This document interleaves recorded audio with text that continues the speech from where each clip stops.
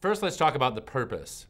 The purpose of the presentation is to provide the community providers with a consistent understanding of the purpose of these three documents. We'll go through the key components of the documents that need to be presented, and then we'll look at the ultimate goal for all providers to strive to adhere to the standards and policies of DHHS that govern these documents. The goals and objectives that we'd like to stress today, while we're looking at providing this videotape, would include increasing the provider's knowledge and comprehension of the purpose of the functional assessment, the behavior support plan, and safety plan. We'd like to clarify the provider's understanding of the key components that are necessary to complete these documents.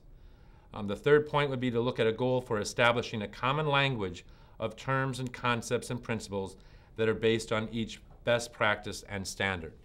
This overall third goal is very important. I think that the community providers and DHHS will look at these three documents in a different perspective by having language that's common and discussing the common aspects of each one of these documents. The fourth goal would be to look at clarifying, through the examples we'll provide today, the provider's understanding of what components are necessary in these documents and how they will comply with DHHS's policies and their expectation.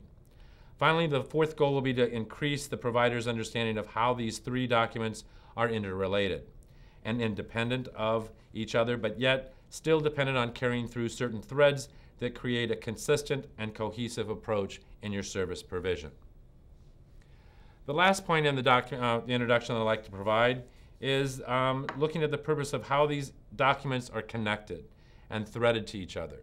The functional assessment, the positive behavior support plan, and the safety plan are all documents separately, but the information that we're going to provide in the last section today will look at the threads for how the functional assessment drives the positive support plan and how those two first documents are connected to the safety plan.